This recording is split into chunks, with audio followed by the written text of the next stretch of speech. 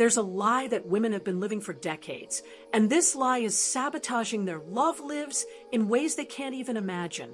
For years in my practice, I've heard the same question phrased in 1,000 different ways. What do men really want? And every time I hear this question, I feel a mix of compassion and frustration because the question itself reveals the underlying problem. The truth is, women have learned to ask what men want when they should be asking who they truly are.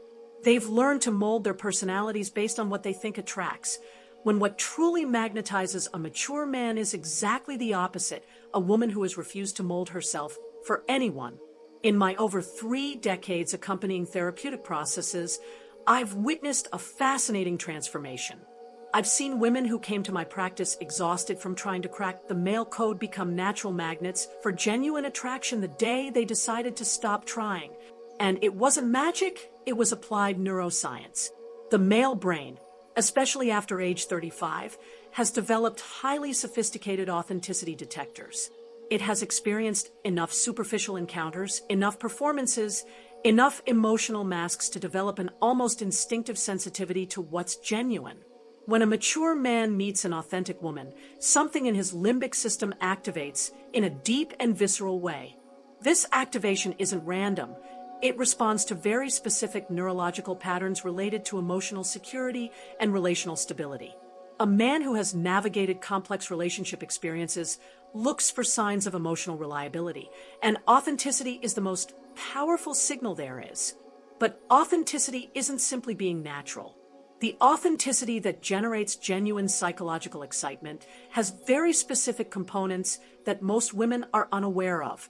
The first of these components is something I've observed in hundreds of successful cases: emotional presence without the need for external validation.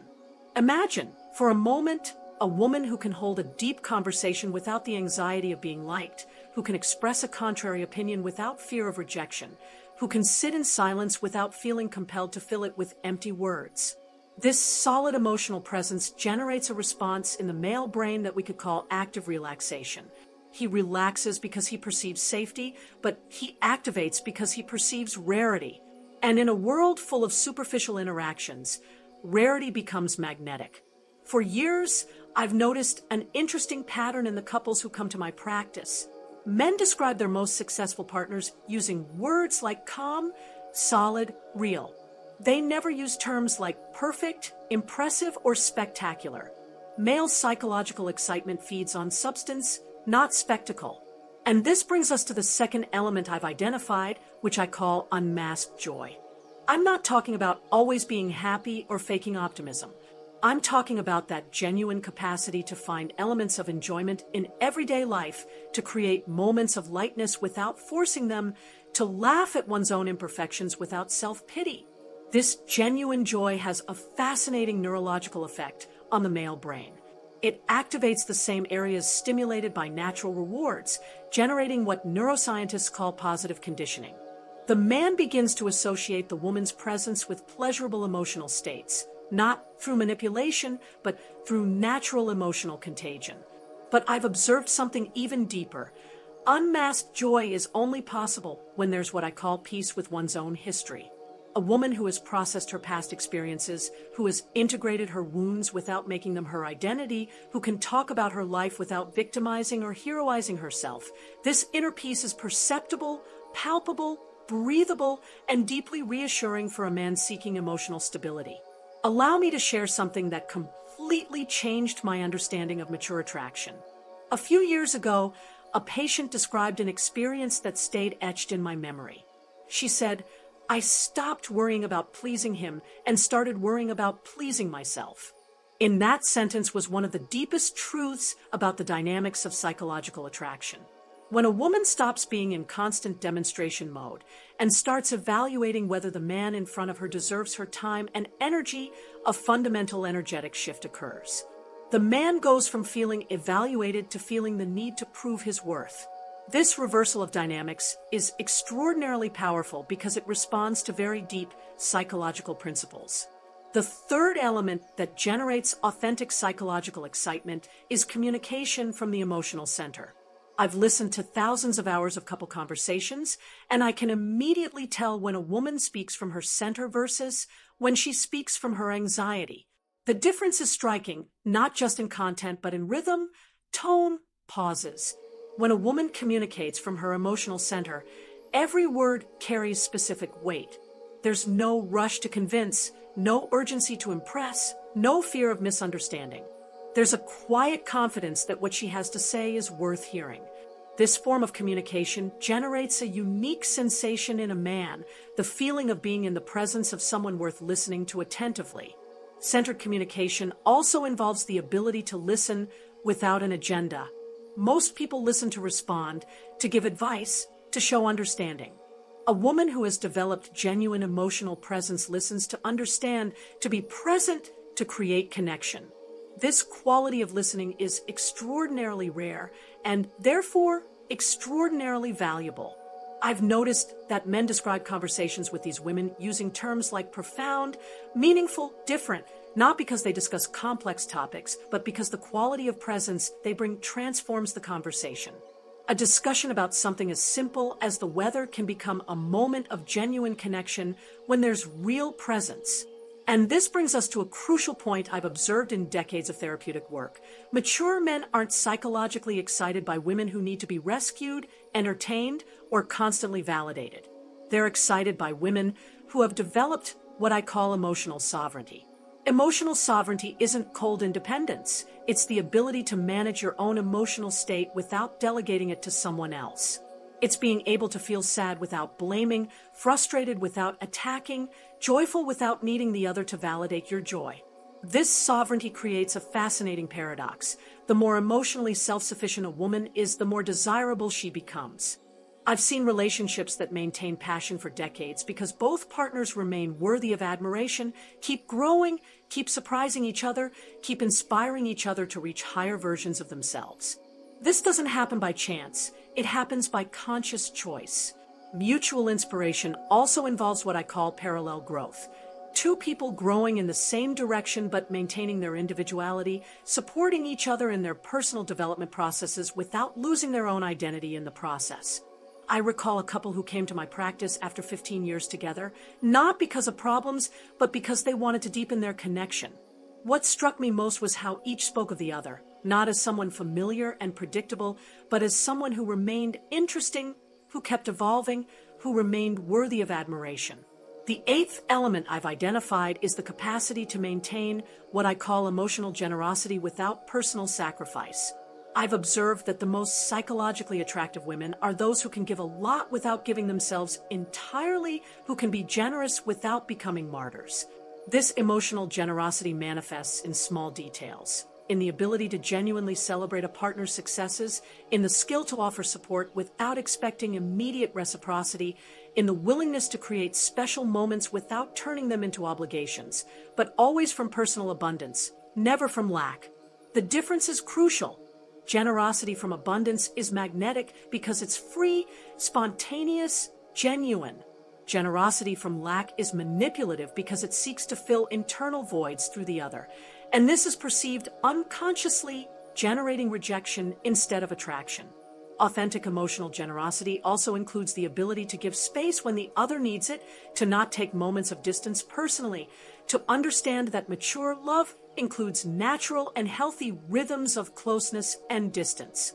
A fundamental aspect of this generosity is what I call celebration without appropriation. A magnetic woman can celebrate her partner's achievements without needing to claim them, can be proud of him without feeling his successes reflect her own worth. This emotional independence is extraordinarily attractive.